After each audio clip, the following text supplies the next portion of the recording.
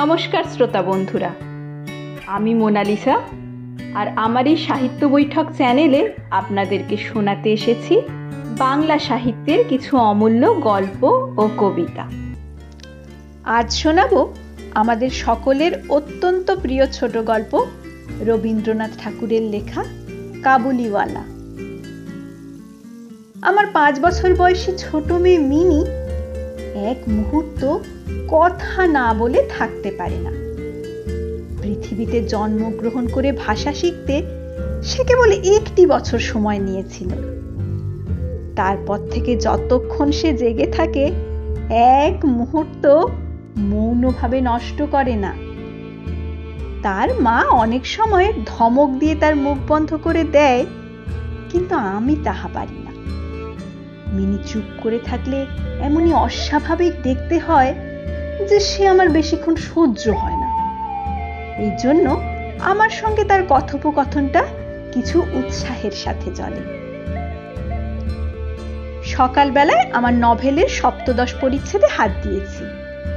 এমন সময় মিনি এসেই আরম্ভ করে দিল, বাবা, রামদয়াল দারোয়ান কাককে কৌয়া বলছিল, সে কিচ্ছু জানে না। না, আমি পৃথিবীতে ভাষার বিভিন্নতা সম্বন্ধে তাকে জ্ঞানদান করতে প্রবৃত্ত হওয়ার আগেই সে দ্বিতীয় প্রসঙ্গে চলে গেল। দেখো বাবা, ভোলা বলছিল আকাশে হাতি সুঁড় দিয়ে জল ফেলে, তাই বৃষ্টি হয়। মা গো, ভোলা এত মিটি মিটি বকতে পারে, কে বলি বকে, দিন রাত বকে।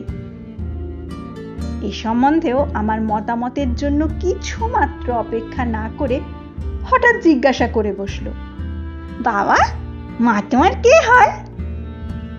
মনে মনে বললাম, শ্যালিকা। মুখে বললাম, মিনি, তুই ভোলার সঙ্গে খেলা করগে যা, আমার এখন কাজ আছে। সে তখন আমার লেখার টেবিলের পাশে আমার পায়ের কাছে বসে নিজের 2 হাঁটু এবং হাত নিয়ে অতি দ্রুত উচ্চারণে আগডুম বাগডুম খেলতে আরম্ভ করে দিল। আমার 7 পরিচ্ছেদে প্রতাপ সিংহ তখন কাঞ্চনমালাকে নিয়ে অন্ধকার রাত্রে কারাগারের উঁচু জানালা থেকে নিচে নদীর জলে ঝাঁপ দিয়ে পড়ছেন। আমার ঘর পথের ধারে। হঠাৎ মিনি আগডুম বাগডুম খেলা রেখে জানলার ধারে দৌড়ে গেল এবং চিৎকার করে ডাকতে লাগলো, কাবুলিওয়ালা, ও কাবুলিওয়ালা। ময়লা ঢিলা কাপড় পরা, পাগড়ি মাথায়, ঝুলি ঘাড়ে, হাতে গোটা 2-4 আঙুরের বাক্স এক লম্বা কাবুলিওয়ালা ধীরে ধীরে রাস্তা দিয়ে যাচ্ছিল। তাকে দেখে আমার কন্যারত্নের কি যে মনে হলো বলা শক্ত। তাকে ঊর্ধ্বশ্বাসে ডাকাডাকি আরম্ভ করে দিল। আমি ভাবলাম এখনই ঝুলি ঘাড়ে একটা আপদ এসে উপস্থিত হবে। আমার 7 পরিচ্ছেদ আর শেষ হবে না। কিন্তু মিনির চিৎকারে যেই কাবুলিওয়ালা হেসে মুখ ঘোরালো আর আমাদের বাড়ির দিকে আসতে লাগলো, অমনি সে ঊর্ধ্বশ্বাসে ভেতরের ঘরে দৌড় দিল। তার আর চিহ্ন দেখতে পাওয়া গেল না। তার মনের মধ্যে একটা অন্ধবিশ্বাসের মতো ছিল যে ওই ঝুলিটার ভিতর খুঁজলে তার মতো 2-4টে জীবিত মানব সন্তান পাওয়া যেতে পারে। এদিকে কাবুলিওয়ালা এসে সহাস্যে আমাকে সেলাম করে দাঁড়ালো।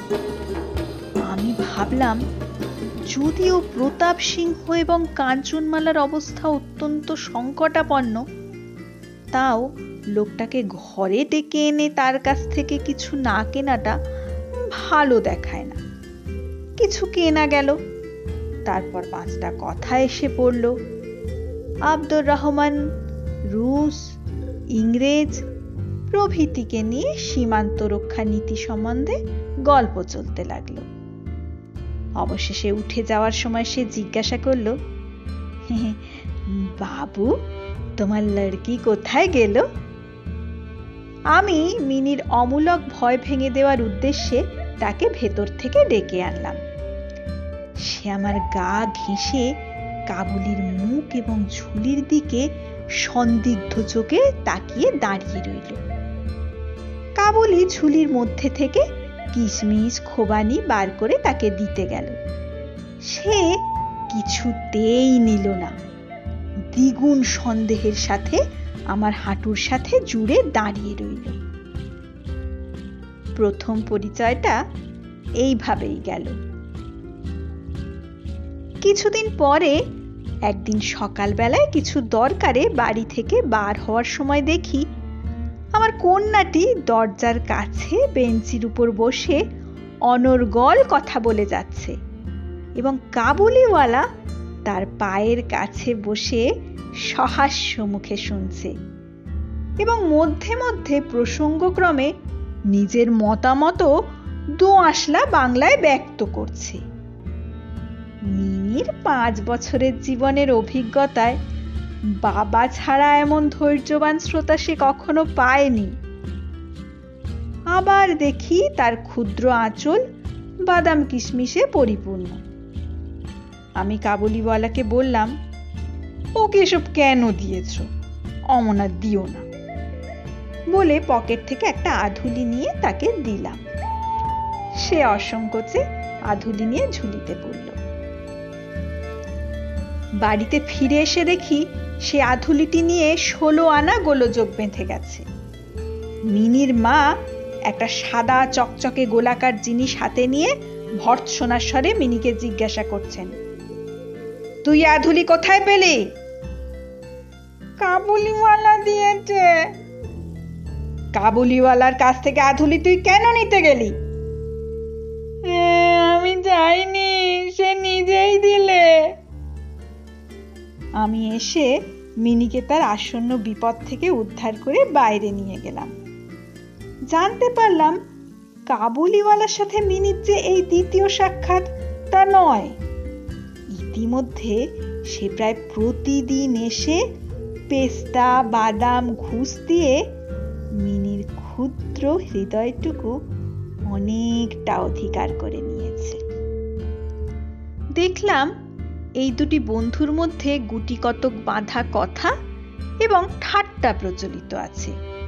যেমন রহমতকে দেখলেই আমার কন্যা হাসতে হাসতে জিজ্ঞাসা করত, কাবুলিওয়ালা ও কাবুলিওয়ালা, তোমার ঝুলির ভেতর কি?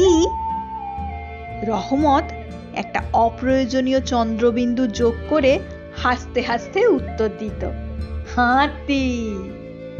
অর্থাৎ তার ঝুলির ভিতর যে একটা হাতি আছে এইটাই তার পরিহাসের সূক্ষ্ম কারণ। খুব যে বেশি সূক্ষ্মতা বলা যায় না, তাও এই পরিহাসে উভয়েই বেশ একটু মজা পেত। এবং শরৎকালের সকালে একটি বয়স্ক এবং একটি অপ্রাপ্ত বয়স্ক শিশুর সরল হাসি দেখে আমারও বেশ লাগতো। ওদের মধ্যে আরও একটা কথা প্রচলিত ছিল। রহমত মিনিকে বলতো, খোঁকি, তুমি শ্বশুর বাড়ি কখনো যাবে না। বাঙালি ঘরের মেয়েরা জন্ম থেকেই শ্বশুর বাড়ি শব্দটার সাথে পরিচিত, কিন্তু আমরা কিছু একেলে ধরনের লোক হওয়াতে শিশু মেয়েকে শ্বশুর বাড়ি সম্বন্ধে সজ্ঞান করে তোলা হয়নি। এই জন্য রহমতের অনুরোধটা সে পরিষ্কার বুঝতে পারত না, অথচ কথাটার একটা কোনো জবাব না দিয়ে চুপ করে থাকা নিতান্তই তার স্বভাব বিরুদ্ধ। সে উল্টে জিজ্ঞাসা করত, তুমি শ্বশুর বাড়ি যাবে? রহমত কাল্পনিক শ্বশুরের প্রতি প্রকাণ্ড একটা মুঠি উঁচিয়ে বলতো, আমি শ্বশুরকে মারবে। শুনে মিনি শ্বশুর নামক কোনো এক অপরিচিত জীবের দুরবস্থা কল্পনা করে অত্যন্ত হাসত। এখন শুভ্র শরৎকাল।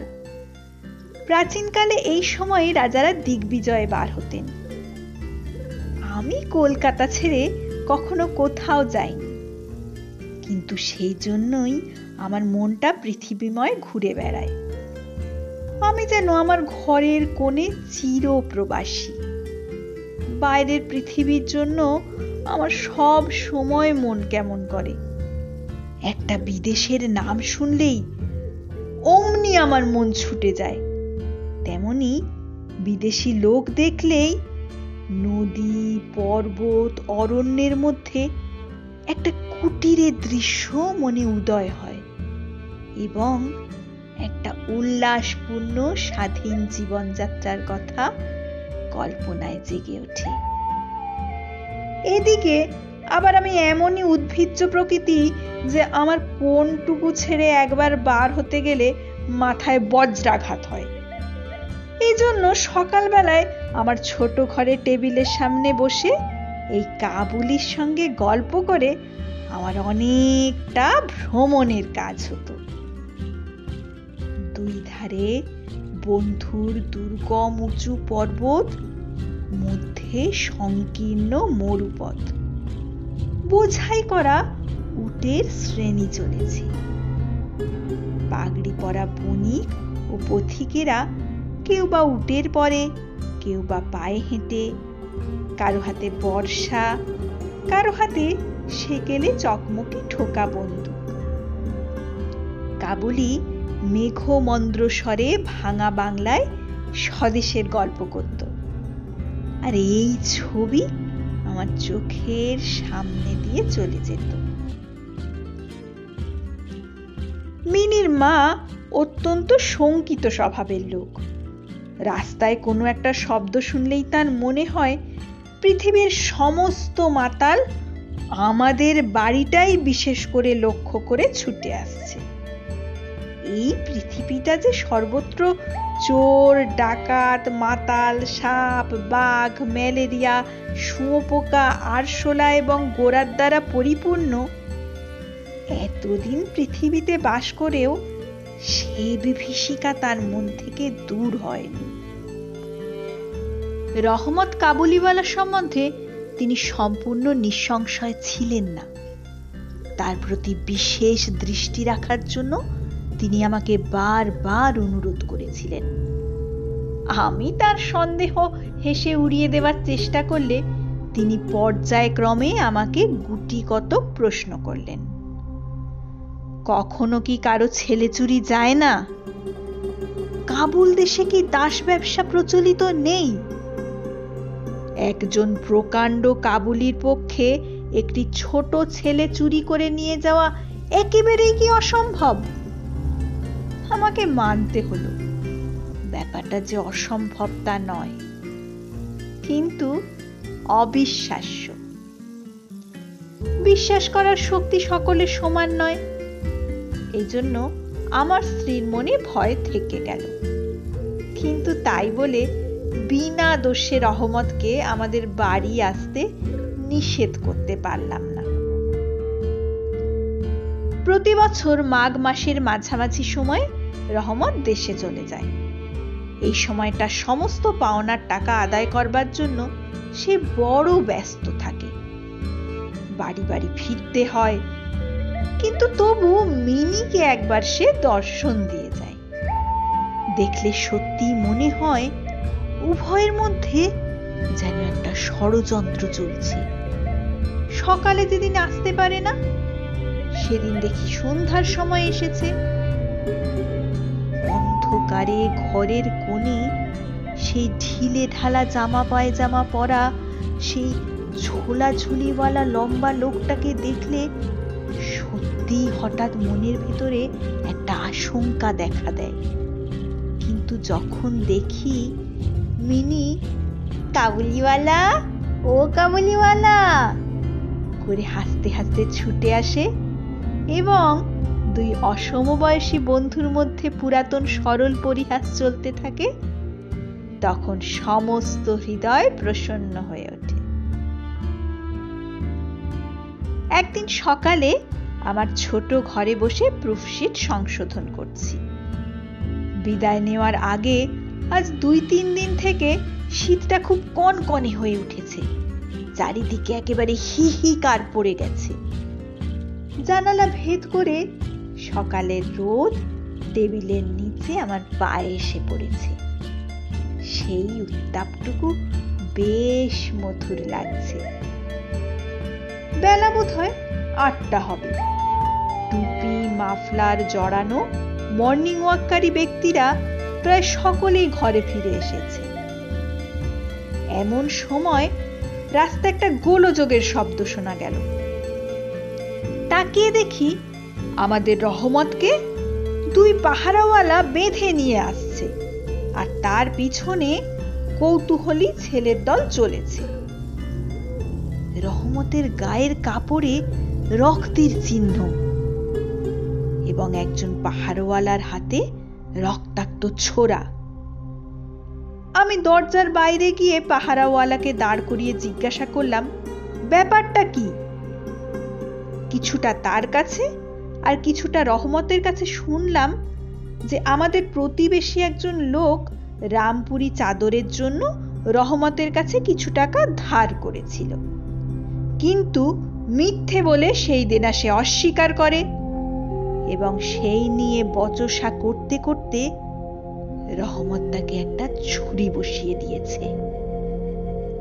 রহমত সেই মিথ্যেবাদীর উদ্দেশ্যে নানা রূপ অশ্রাব্য গালি দিচ্ছে।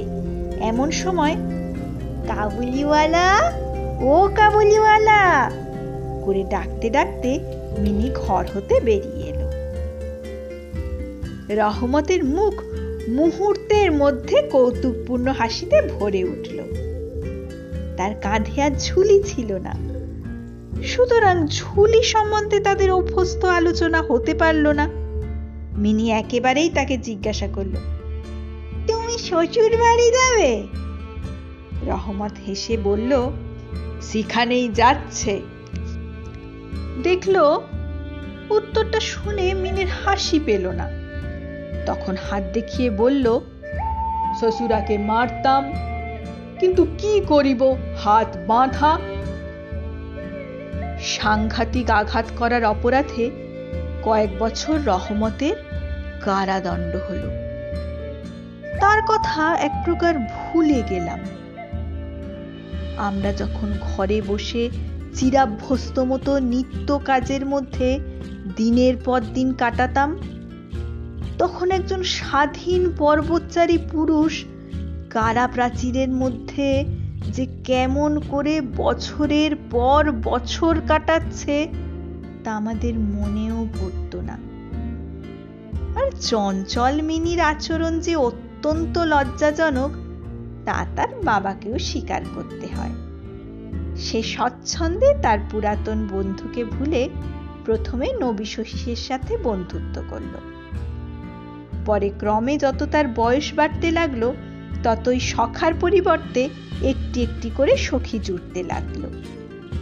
এমনকি এখন তার বাবার লেখার ঘরেও তাকে আর দেখতে পাওয়া যায় না। আমি তো তার সাথে এক প্রকার আড়ি করেছি। কত বছর কেটে গেল, আর একটি শরৎকাল এসেছে। আমার মিনির বিবাহের সম্বন্ধ স্থির হয়েছে। পূজার ছুটির মধ্যেই তার বিবাহ হবে। কৈলাসবাসিনীর সঙ্গে সঙ্গে আমার ঘরের আনন্দময়ী পিতৃভবন অন্ধকার করে অতি গৃহে যাত্রা করবে। আজকের সকালটা অতি মনোরম। বর্ষার পরে এই শরতের নূতন রোদ যেন নির্মল সোনার মতো রং ধরেছে। কলকাতার গলির ভেতরের অপরিচ্ছন্ন ঘেঁষাঘেঁষি বাড়িগুলোর উপরেও এই রোদের আভা এক অপরূপ লাবণ্য বিস্তার করেছে। আমার ঘরে আজ রাত্রি শেষ হতে না হতেই সানাই বাজছে। সে বাঁশি যেন আমার বুকের পাঁজরের হাড়ের মধ্যে থেকে বেজে উঠছে। করুণ ভৈরব রাগিনীতে আমার আসন্ন বিচ্ছেদ ব্যথাকে শরতের রোদের সাথে সমস্ত বিশ্বজগৎময় ব্যাপ্ত করে দিচ্ছে। আজ আমার মিনির বিবাহ। সকাল থেকে ভারী গোলমাল, লোকজনের আনাগোনা, উঠানে বাঁশ বেঁধে পাল খাটানো হচ্ছে। বাড়ির ঘরে ঘরে এবং বারান্দায় ঝাড় টাঙানোর ঠুংঠাং শব্দ হচ্ছে, হাঁক ডাকের সীমা নেই। আমি আমার লেখার ঘরে বসে হিসেব দেখছি, এমন সময় রহমত এসে সেলাম করে দাঁড়ালো। আমি প্রথমে তাকে চিনতে পারলাম না।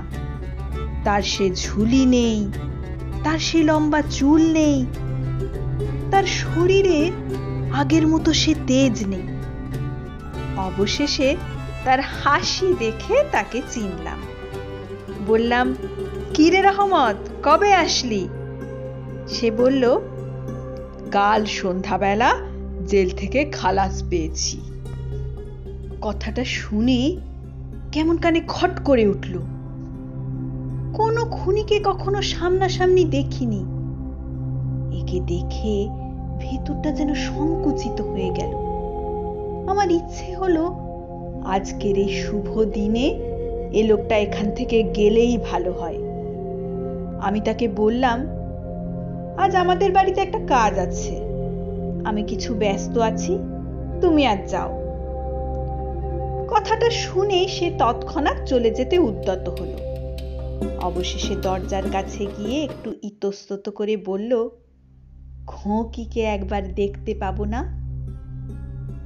তার মনে বুঝি বিশ্বাস ছিল মিনি সেইভাবেই আছে। সে যেন মনে করেছিল মিনি আবার সেই আগের মতো কাবুলিওয়ালা, ও কাবুলিওয়ালা করে দৌড়ে আসবে। তাদের সেই অত্যন্ত কৌতুকাবহ পুরাতন হাস্যালাপের কোনো রূপ পরিবর্তন হবে না। এমনকি পুরনো বন্ধুত্ব মনে করে সে এক বাক্স আঙুর এবং কাগজের মোড়কে কিছু কিশমিশ বাদাম বোধহয় কোনো স্বদেশীয় বন্ধুর কাছ থেকে চেয়ে নিয়ে এসেছিল। তার সে নিজের ঝুলিটি আর ছিল না। আমি বললাম, আজ বাড়িতে কাজ আছে, আজ আর কারোর সাথে দেখা হবে না। সে যেন কিছু দুঃখ পেল। স্তব্ধভাবে দাঁড়িয়ে একবার স্থির দৃষ্টিতে আমার মুখের দিকে চাইল। তারপরে বাবু সেলাম বলে দরজার বাইরে চলে গেল। আমার মনে একটু কষ্ট হলো। ভাবছি তাকে ফিরে ডাকবো, এমন সময় দেখি সে নিজেই ফিরে আসছে। কাছে এসে বলল, হেই আঙুর এবং কিছু কিশমিশ বাদাম খোঁকির জন্য এনেছিলাম, তাকে দেবেন। আমি সেগুলো নিয়ে দাম দিতে গেলে সে হঠাৎ আমার হাত চেপে ধরল। বলল, আপনার বহুত দয়া, আমার চিরকাল মনে থাকবে, আমাকে পয়সা দিবেন না। বাবু, তোমার যেমন একটি লড়কি আছে, তেমনি দেশে আমারও একটি লড়কি আছে। আমি তারই মুখখানি মনে করে তোমার খোঁকির জন্য কিছু কিছু মেওয়া হাতে নিয়ে আসি। আমি তো সওদা করতে আসি না। এই বলে সে নিজের মস্ত ঢিলা জামাটার ভিতর হাত চালিয়ে দিয়ে বুকের কাছ থেকে এক টুকরো ময়লা কাগজ বার করল। বহু সযত্নে ভাঁজ খুলে দুই হাতে আমার টেবিলের উপর মেলে ধরল। দেখলাম কাগজের উপর একটি ছোট্ট হাতের ছাপ। ফটোগ্রাফ নয়, তেলের ছবিও নয়। হাতে খানিকটা ভুসা মাখিয়ে কাগজের উপর তার চিহ্ন ধরে নিয়েছে। কন্যার এই স্মরণ চিহ্নটুকু বুকের কাছে নিয়ে রহমত প্রতি বছর কলকাতার রাস্তায় মেওয়া বেচতে আসে, যেন সেই সুকোমল ছোট্ট শিশু হাতের স্পর্শখানি তার বিরাট বিরহী বুকের মধ্যে সুধা সঞ্চয় করে রাখে। দেখে আমার চোখ ছলছল করে আসলো। তখন সে যে একজন কাবুলি মেওয়াওয়ালা আর আমি যে একজন বাঙালি সম্ভ্রান্ত বংশীয় তা ভুলে গেলাম। তখন তখন বুঝতে পারলাম সেও যে আমিও সেও পিতা, আমিও পিতা। তার পর্বত গৃহবাসিনী ছোট্ট পার্বতীর সে হাতের চিহ্ন আমারই মিনিকে মনে করিয়ে দিল। আমি তখনই তাকে ভিতর ঘর থেকে ডেকে পাঠালাম। সে কারণে ঘরের মধ্যে থেকে অনেক আপত্তি উঠেছিল, কিন্তু আমি কোনো কিছুতেই কান দিলাম না। রাঙা চেলি পরা, কপালে চন্দন আঁকা বধূবেশিনী মিনি সলজ্জভাবে আমার কাছে এসে দাঁড়ালো। তাকে দেখে কাবুলিওয়ালা প্রথমটা একটু থতমত খেয়ে গেল। তাদের পুরাতন আলাপ জমাতে পারল না। অবশেষে হেসে বলল, খোকি, তুমি শ্বশুর বাড়ি যাবিস? মিনি এখন শ্বশুর বাড়ির অর্থ বোঝে। সে আর আগের মতো উত্তর দিতে পারল না। রহমতের প্রশ্ন শুনে লজ্জায় লাল হয়ে মুখ ফিরিয়ে দাঁড়ালো। কাবুলিওয়ালার সাথে মিনির যেদিন প্রথম দেখা হয়েছিল, আমার সেই দিনের কথা মনে পড়ল। মনটা কেমন ব্যথিত হয়ে উঠল। মিনি চলে গেলে একটা গভীর দীর্ঘ নিঃশ্বাস ফেলে রহমত মাটিতে বসে পড়ল। সে হঠাৎ স্পষ্ট বুঝতে পারল তার মেয়েটিও এরকম বড় হয়ে গেছে, তার সঙ্গেও আবার নতুন করে আলাপ করতে হবে। তাকেও ঠিক আগের মতো আর পাবে না। এই 8 বছরে তার কি হয়েছে তাই বা কে জানে। সকাল বেলায় শরতের স্নিগ্ধ রোদের মধ্যে সানাই বাজতে লাগলো, আর রহমত কলকাতার এক গলির ভিতরে বসে আফগানিস্তানের এক মরু পর্বতের দৃশ্য দেখতে লাগলো। আমি একখানি নোট নিয়ে তাকে দিলাম। বললাম, রহমত, তুমি দেশে তোমার মেয়ের কাছে ফিরে যাও। তোমাদের মিলন সুখে আমার মিনির কল্যাণ হোক। এই টাকাটা দান করে হিসাব থেকে উৎসব সমারোহের 2-1 অঙ্গ ছেঁটে দিতে হলো। যেমন মনে করেছিলাম তেমন করে ইলেকট্রিক আলো জ্বালাতে পারলাম না। ঘরের বাদ্যও আসলো না। ভেতরের ঘরে মেয়েরা অত্যন্ত অসন্তোষ প্রকাশ করতে লাগলেন। কিন্তু মঙ্গল আলোকে আমার শুভ উৎসব উজ্জ্বল হয়ে উঠল। আজকের নিবেদন এই পর্যন্তই। কেমন লাগলো কমেন্টের মাধ্যমে অবশ্যই জানাবেন। কিন্তু পরের দিন আবার আসব নতুন একটি কবিতা অথবা গল্প নিয়ে। সাহিত্য বৈঠক চ্যানেলের গল্প ও কবিতা পাঠ যদি আপনাদের ভালো লেগে থাকে, লাইক, শেয়ার ও সাবস্ক্রাইব করতে ভুলবেন না যেন।